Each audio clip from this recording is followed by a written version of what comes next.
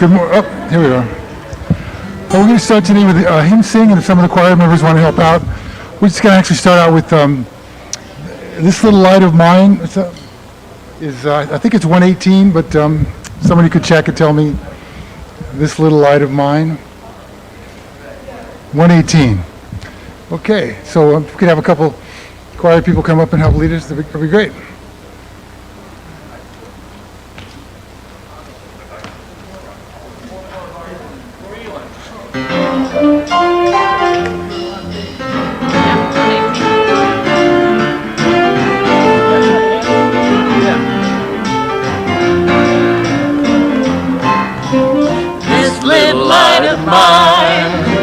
I'm gonna let it shine. Oh, let it shine. This little light of mine.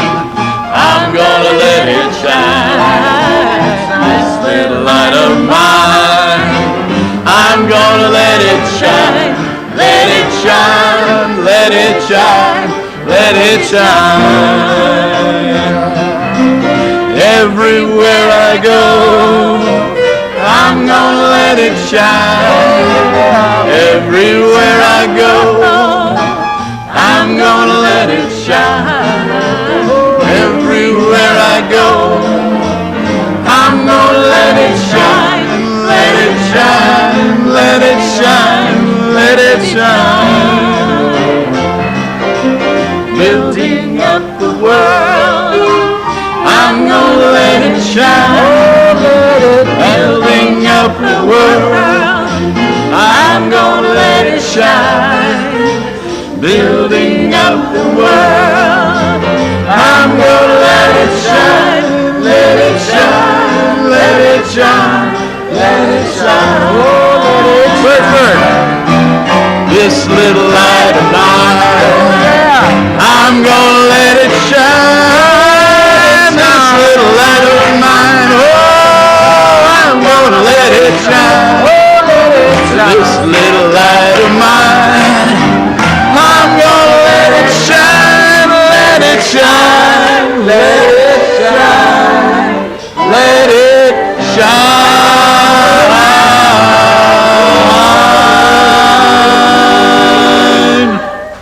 Woo! This is number 195. There's more love song.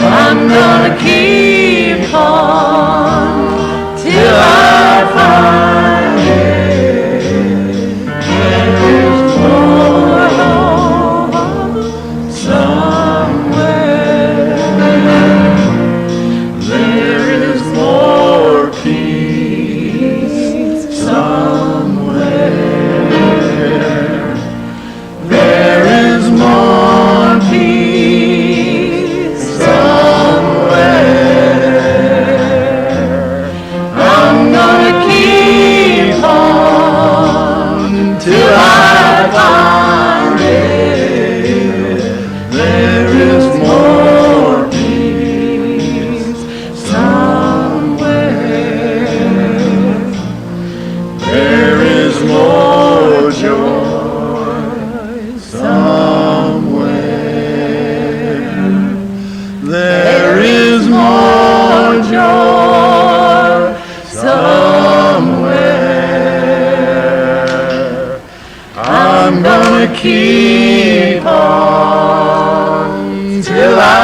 find it. There is more to find somewhere.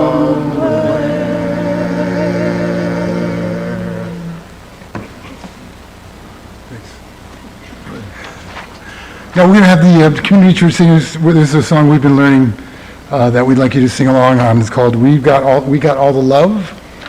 So could you help us with this? And we'll run through the melody a couple times and try to teach it to you by rote. Okay. And then we'll go on with the service. We got all the love, all that we need to change the world. Hallelujah. We've got all the love, all that we need. Blessed be. So that's the. So we're going to have the soprano sing the melody a couple times for you to get used to it. Then we're going to sing some harmonies and we might substitute a word here and there.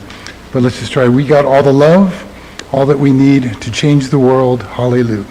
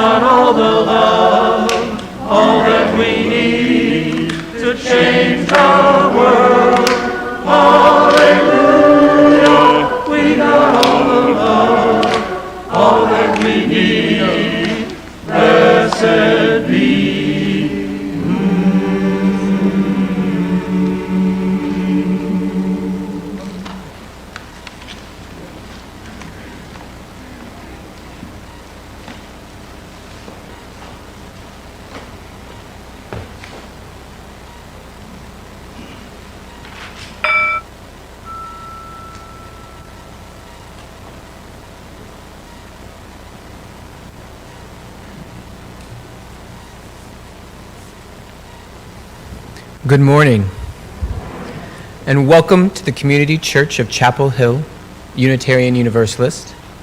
My name is Kevin Baston, and I'm a member of the Worship Associates Ministry. Our minister is the Reverend Thom Belote.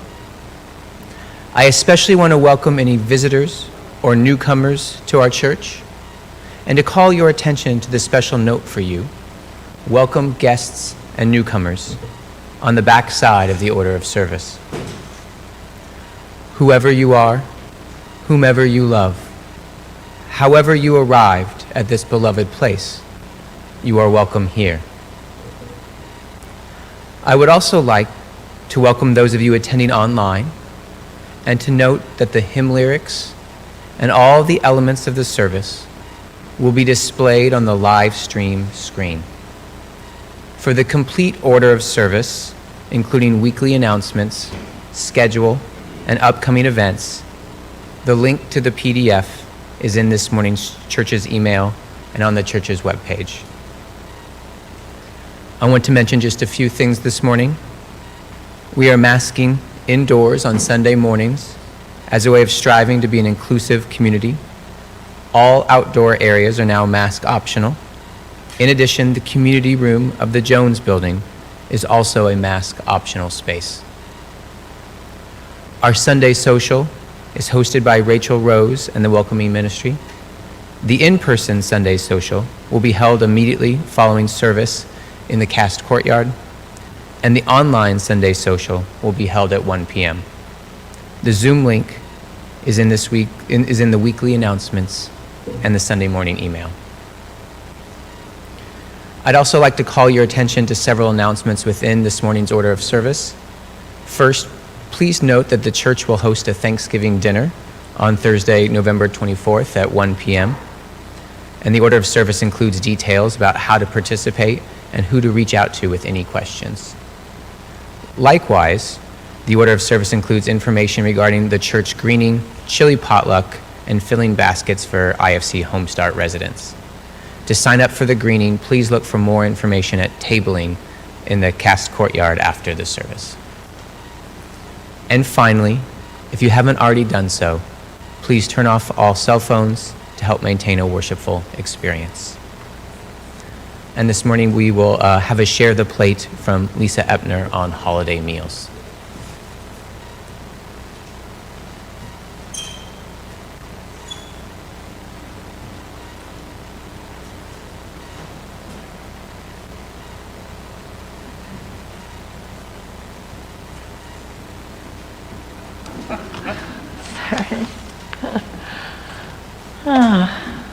Excuse me. My name is Lisa Epner, and I'm a member of the Community Service Ministry in charge of holiday meals. For many years, our church has supported holiday meals through the Interfaith Council, and in past, the IFC has cooked meals and provided a community setting for people in the community. However, this year, because of COVID, Food Lion is giving out $30 gift cards to 300 families in the area facing difficult economic times. It's really upsetting to me that in the year 2022, many in our area are experiencing hunger, and yet I take great pride that our church supports the Interfaith Council in providing relief not only for Thanksgiving, but also throughout the year. One of the first times I got up and spoke to you about holiday meals, Barbara Rodbell was in the sanctuary.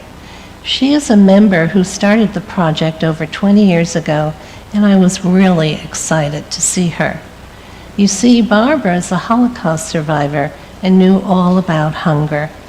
Having survived the war, she found this way of giving back, and now it is our turn to fill the bellies at Thanksgiving by donating to this cause. Please add your donation to the baskets being passed whenever they're being passed. When writing a check, put holiday meals in the memo line. You can send a check to the church, care of Harrison Gray. And if you're listening online, click on the QR code found in the order of the service. And on behalf of the church and on the IFC, many, many thanks.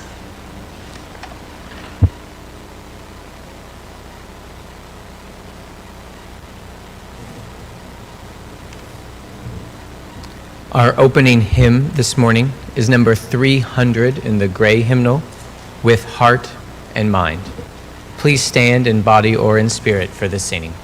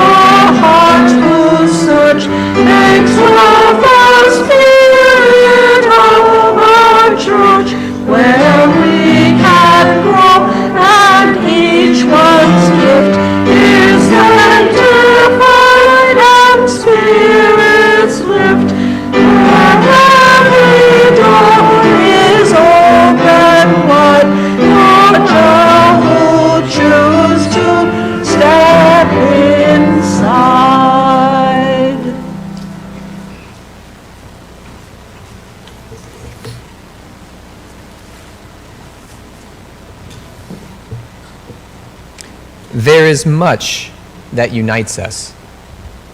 Hearts that beat, pushing blood through our bodies. DNA, which tells us that we are 99.9% identical. All of us living here together on this single, fragile planet. There is much that unites us, and there is much that divides us. Legacies of racism, sexism, and homophobia have sought to divide us by race, divide us by gender, divide us by love. There is a longing to be one. There is a longing to be whole. There is a longing to be safe. There is a longing to be affirmed as a person with worth and dignity. It was Robert Jones who said, "We can disagree and still love each other unless your disagreement is rooted in my oppression and denial of my humanity and right to exist." Come, let us gather in love rather than hate. Come, let us gather in freedom rather than oppression. Come, let us gather in the fullness of our humanity. Come, let us worship together. You will find the words for our chalice lighting in your order of service. If you wish to do so, please join me in reading them. People say, "What is the sense of our small effort?" They cannot see that we must lay one brick at a time, take one step at a time. A pebble cast into a pond causes ripples that spread in all directions. Each one of our thoughts, words, and deeds is like that. No one has the right to sit down and feel hopeless. There's too much work to do.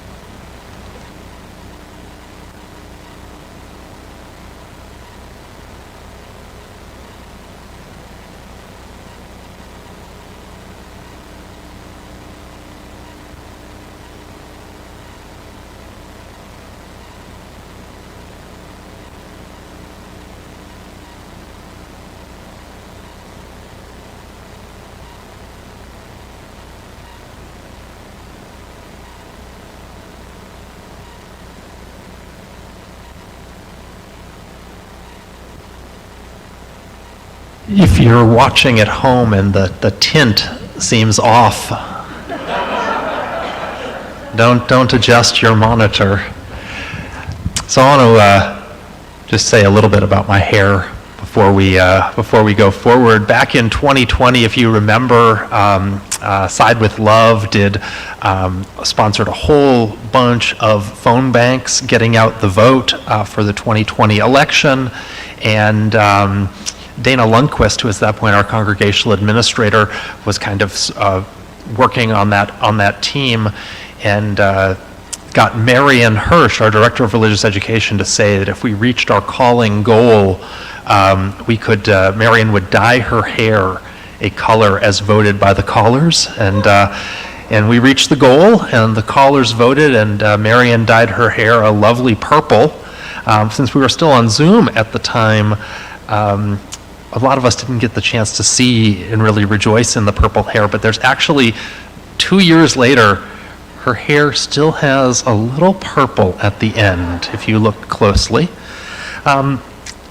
This was a huge success. Our congregation was a big leader that year, and it actually caught on back in October, the end of October. The music director at First Unitarian Portland, Oregon, responded to their congregation's calls by dyeing his hair blue, and sports a lovely blue hairdo. And when Melva Oken and the committee approached me this year and said, "Thom, if we reach our goal, what would you be willing to do?" I said, "Well, I'm going to go all in." So I'm not wearing the full-on spiked it up. I have been spiking it up all week, so maybe next week you'll get to see. It's permanent. It won't go away until I shave it. So that's the reason why. So I guess the first stone this morning is for Melva and for all of the callers in the Side with Love who made so many thousands of calls here in North Carolina.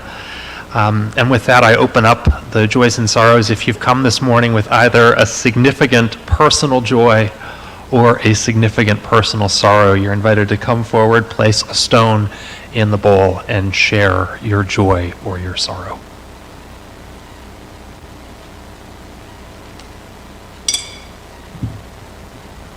Hi, my name is Joelle Bourgeois, and I have a special joy today. My son Elijah is playing the drums, and this is his first performance with a professional band. So I'm extra proud mama today.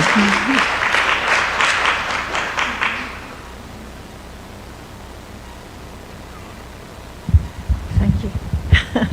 Hi, I'm Eileen Riggin. I just wanted to thank everybody for your kind support and wishes and prayers for my niece.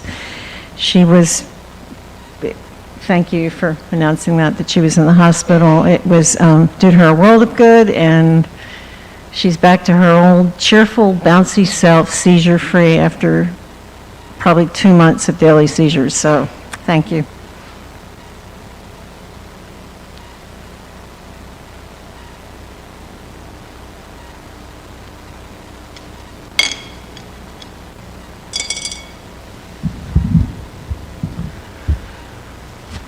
Final stone is placed for all the joys and sorrows we hold in our hearts that were not spoken this morning.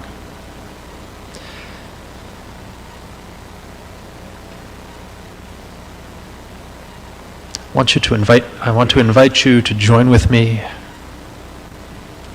in the spirit of prayer and meditation.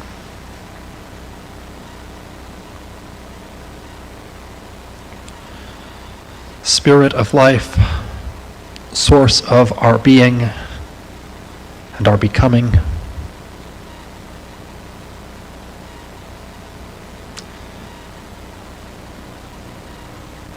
Let us begin by paying attention to our breathing. The breath of air filling our lungs. The source of our life, the source of our connection with all.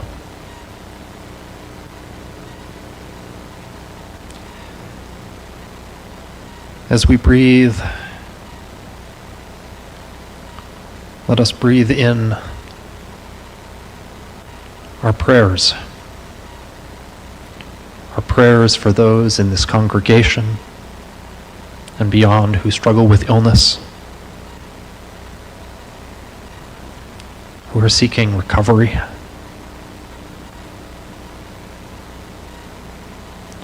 who are seeking strength for their struggles.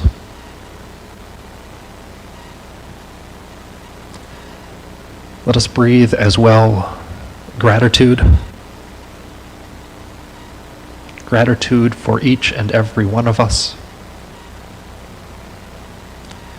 Gratitude for the connections of family and friendship and love.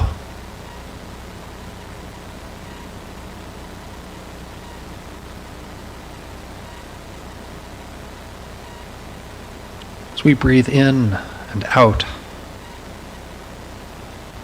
we breathe in prayers of peace. Prayers of peace for this world, so often threatened by war.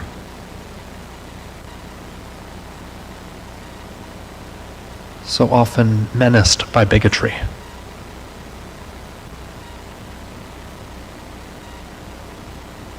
So often shocked by violence.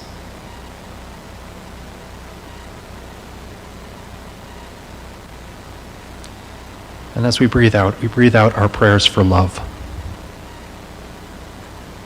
for deeper connection, for deeper understanding of ourselves and each other. Amidst the prayers of this community, the prayers of our own hearts, and the prayers of this world, let us hold before us a few moments of silence together.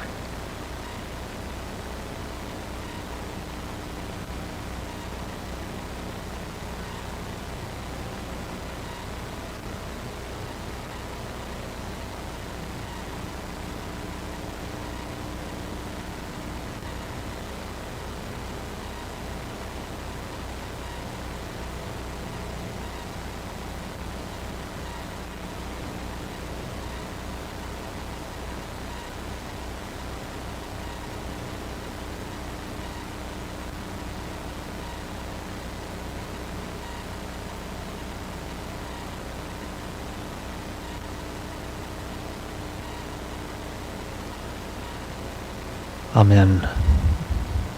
I invite you to open your teal hymnals to number 1009, and Glenn will lead us in our singing of meditation on breathing.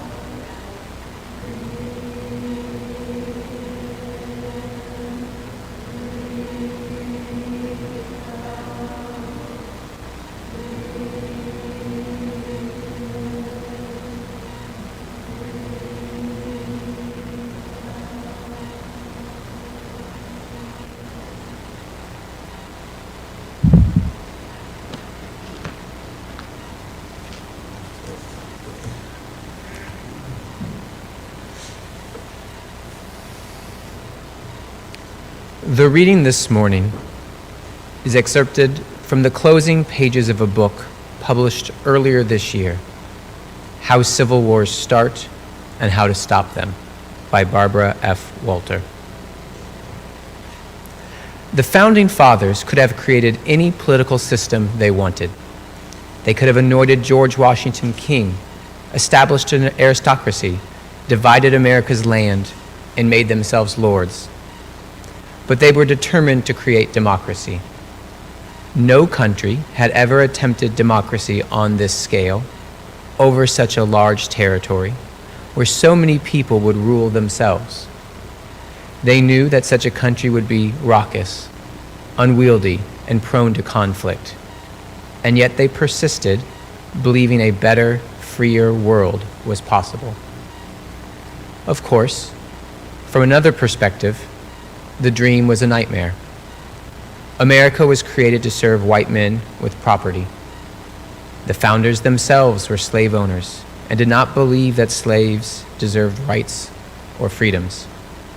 In fact, they did not even consider the enslaved to be full human beings. They also did not believe that white workers who didn't own land could hold public office. And they did not believe women had any say in any of these matters.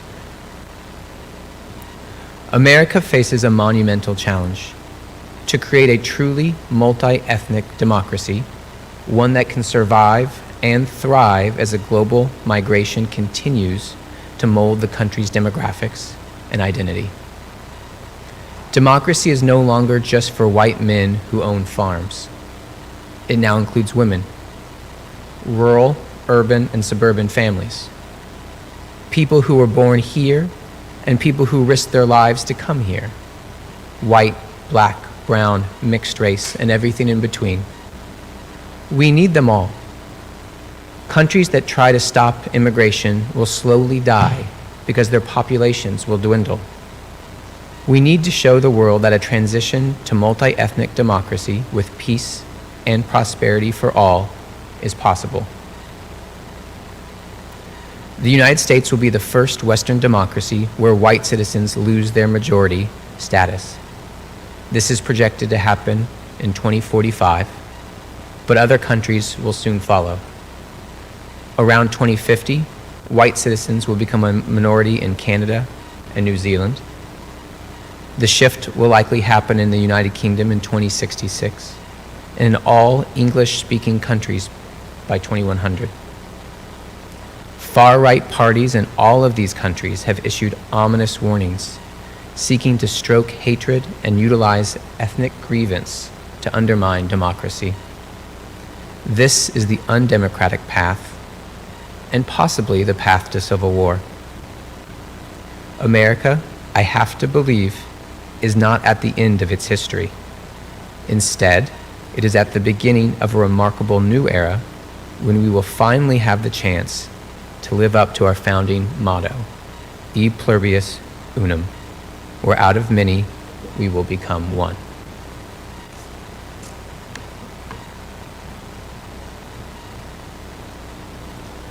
Freely have we received gifts that minister to the needs of our body and spirit.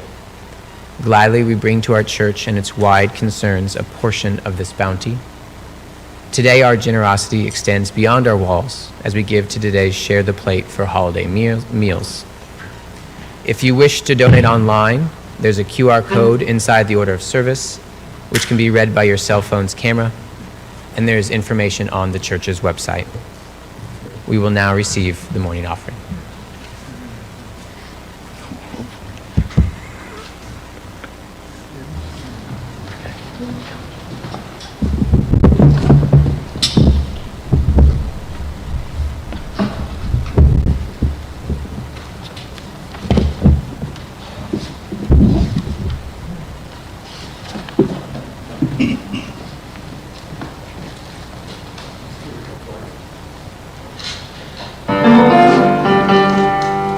Now is the time.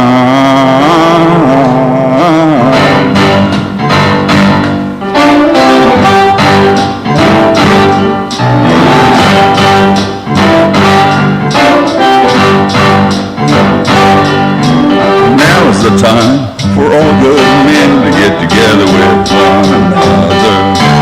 Iron at their problems and iron at their quarrels and try to live as brothers. Okay.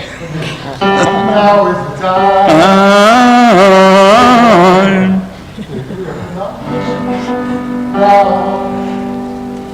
Now is the time for all good men to get together with one another.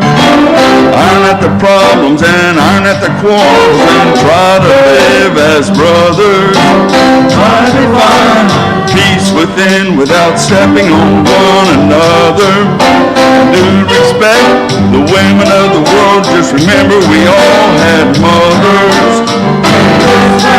The better way, the world in which we live. And help each man be a better man with the kindness that you give. And I know we can make it. I know darn well we can work it out. Yes we can, I know we can, yes we can. Why can't we if we wanna, yes we can. I know we can make it work. I know we can make it if we try.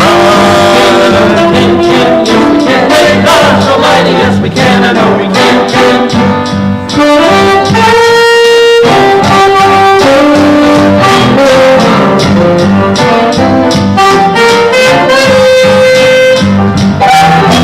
Take care of the children of the world. They're our strongest hope for the future, the little bitty boys and girls. And the world in which we live. And help each man be a better man with the kindness that you give. And I know we can make it. I know darn well we can work it out. Yes we can, I know we can, yes we can. Why can't we if we wanna, yes we can. I know we can make it work. I know we can make it if we try. Yes we can, yes we can. God Almighty, yes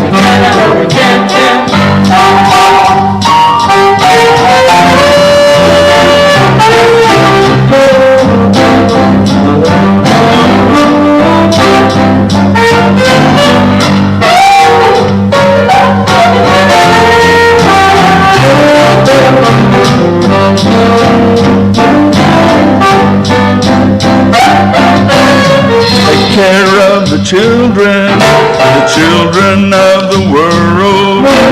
They're our strongest hope for the future, little bitty boys and girls.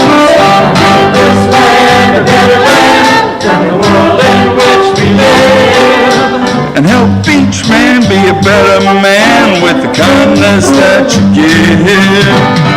And I know we can make it. I know darn well we can work it out. Yes, we can. I know we can. Yes, we can. I can. Yes, we want it. Yes, we can. I know we can make it work. I know we can make it if we try.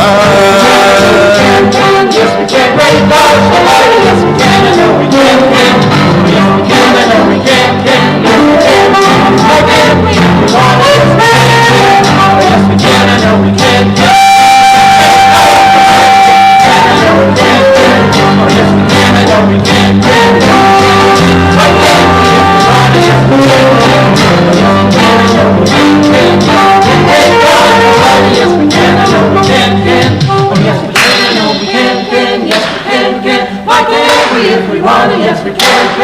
oh yes we can, I know we can, yes we can, great God Almighty, yes we can, I know we can, oh yes we can, I know we can, yes we can, why can't we if we want it, yes we can, oh yes we can, I know we can, yes we can, great God Almighty, yes we can, I know we can.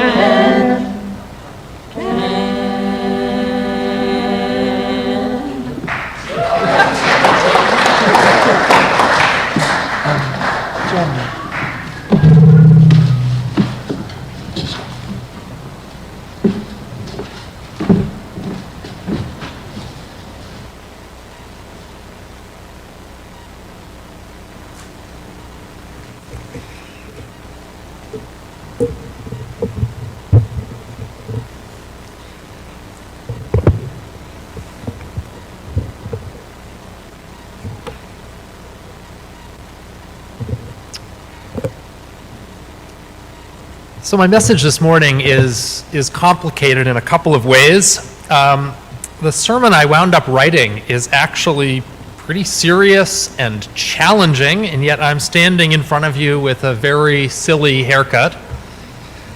Next week's sermon is going to be on a theology of abundance. Is going to be pretty playful, so I may even spike it up for next week. But for another thing, as I imagined myself preaching this sermon, I thought about not wanting to stand in the pulpit, but wanting to actually come down and sit on a chair in the front. Because the pulpit is often a symbol of authority, and I'm here to tell you on this particular morning that I don't have final answers, definitive answers. I don't think any of us have definitive answers. And so my words don't represent the final word on this topic. Now, it's true every Sunday in a Unitarian Universalist church, but they do represent how my thinking has evolved to date.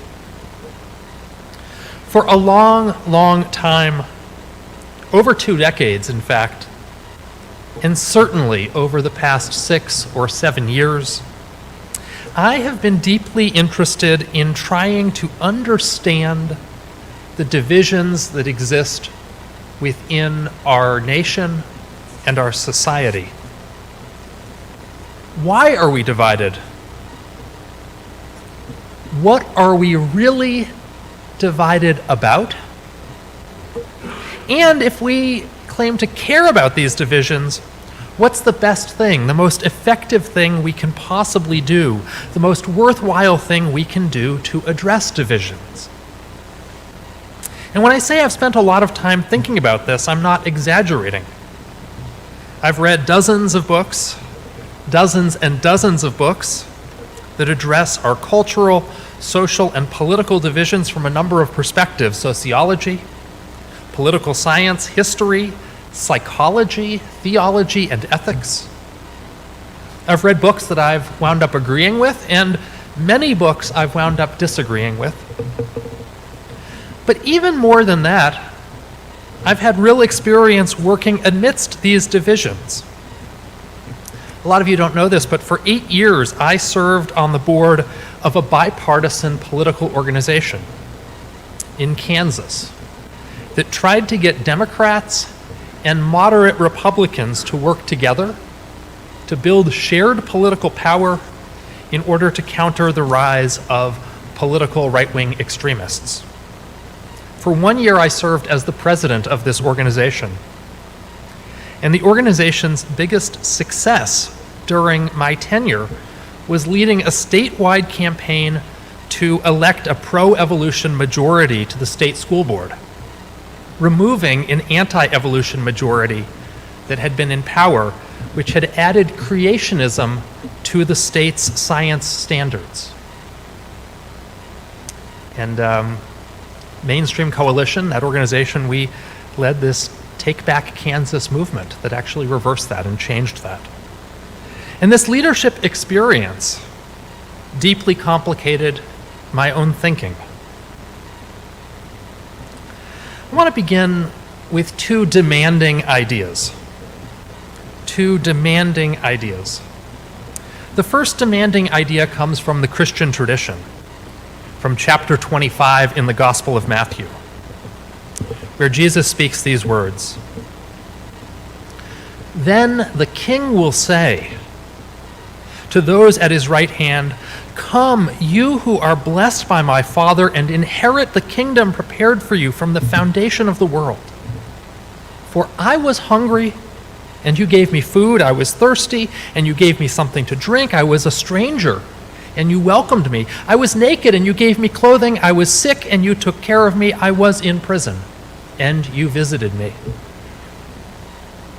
Then the righteous will answer him, "Lord, when was it that we ever saw you hungry and gave you food, or thirsty and gave you drink?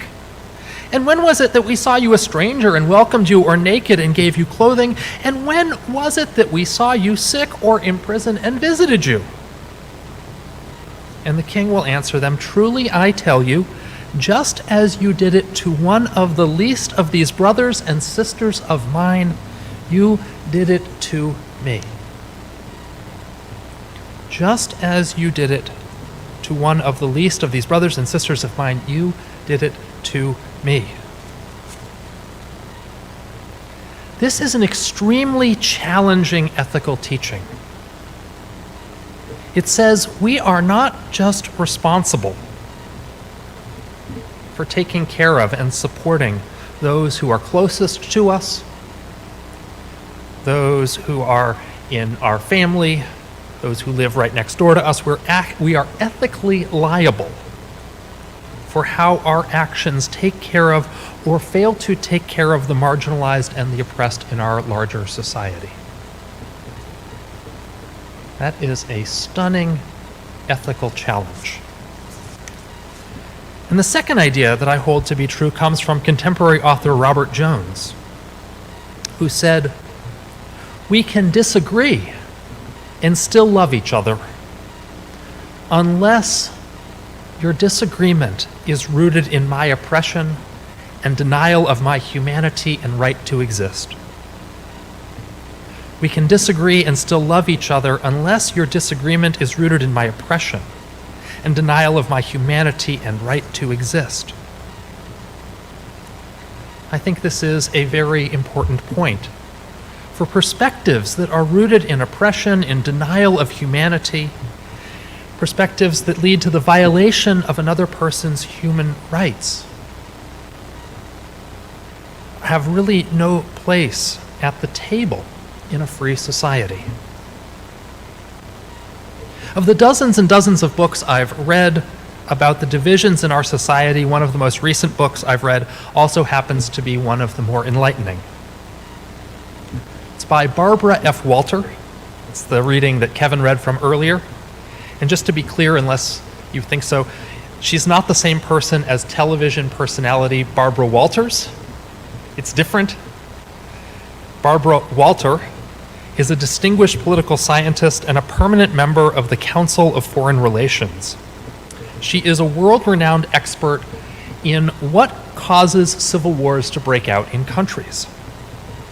And she gets all sorts of gigs consulting with nations and corporations to basically be able to read the tea leaves and to say where are civil wars most likely to break out in the world. In her book, How Civil Wars Start and How to Stop Them, which came out this spring, she spends the first half of the book talking about the key factors that may lead to civil wars in a country. And then she spends the second half of the book doing two things. First, exploring the degree to which those factors are present in the United States in the year 2022. Spoiler alert, several, but not all, of those factors are dangerously present. But then Barbara Walter concludes her book with a roadmap for how to make civil war, violence, and strife less likely in our society. She concludes that in order to make civil wars less likely, you really have to do two things. The first thing you need to do is strengthen democracy. And the second thing you need to do is to work to counter racial, ethnic, and religious resentment and grievance. Her roadmap for strengthening democracy sounds pretty amazing. She recommends, and this is based on her evidence, that countries that exist as strong democracies never erupt into civil war, but as the quality of democracy lowers, your chances of violence is exponentially greater. And her roadmap for strengthening democracy sounds pretty amazing. Strengthen the Voting Rights Act, institute automatic voter registration, end gerrymandering, end the Electoral College, and overturn Citizens United. She says that is actually the best thing that you could possibly do to strengthen our democracy and to make it a safer country.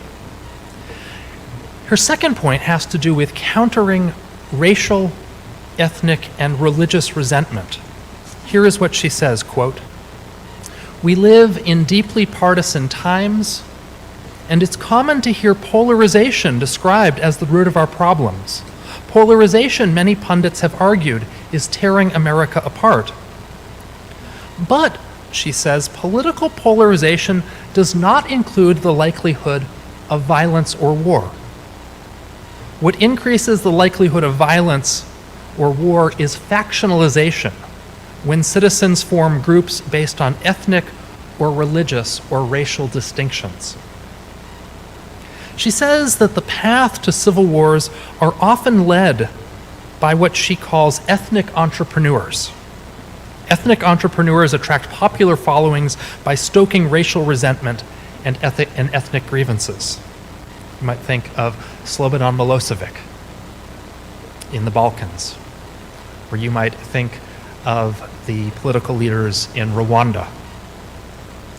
And Barbara Walter recommends a couple of things for countering those who would exploit racial resentment for political gain. She calls for deplatforming those who would stoke racial resentment.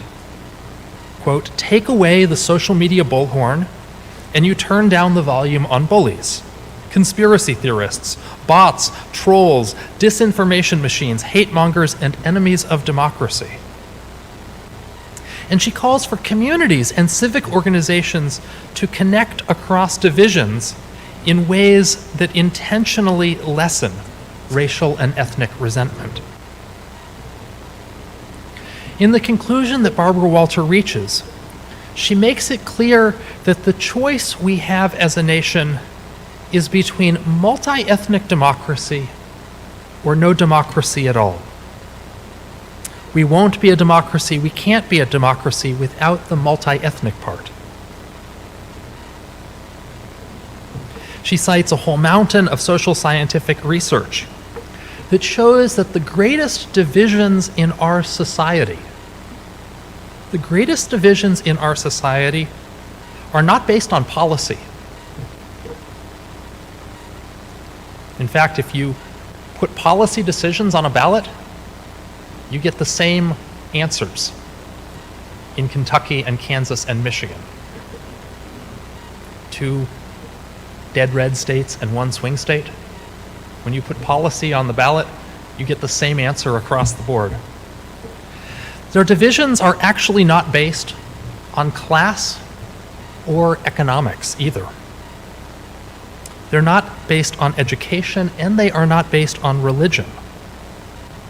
The evidence she cites suggests that our greatest divisions are based on the experience of perceived status threat, racial resentment, and ethnic grievances. And this has been measured. And so our work of working against that and working to counter that is some of the greatest peace work that we can do. She concludes, in order to become a true democracy, we must also become a multi-ethnic democracy. We can disagree and still love each other, unless the disagreement is rooted in oppression or the denial of humanity. Or, to paraphrase Jesus' teachings in Matthew, we cannot be united while some are excluded. As we do to those on the margins, so we do to all of us. It's a fairly serious sermon that I wrote on this day in our history when there are signs of hope. So let us continue to work. Let us continue to work towards that world where our divisions do not lead to violence, but empower our shared democracy. Amen. And blessed be. Our closing hymn this morning is number 186, One More Step.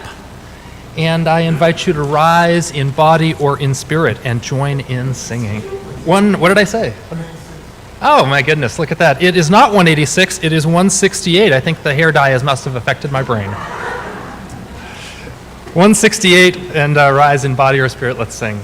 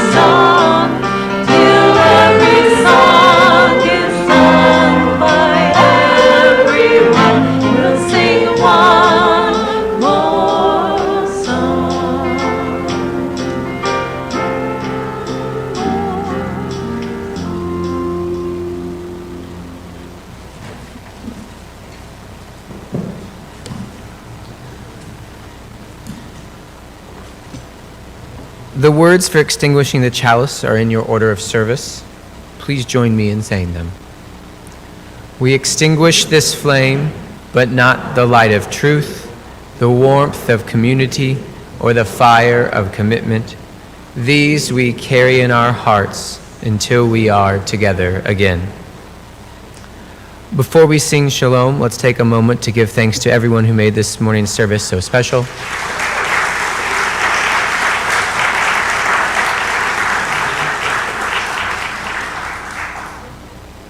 And again, as a reminder, if you wish to donate to this morning's Share the Plate, you can do so through the QR code in the order of service on the church's website or on your checks by indicating STP in the memo line.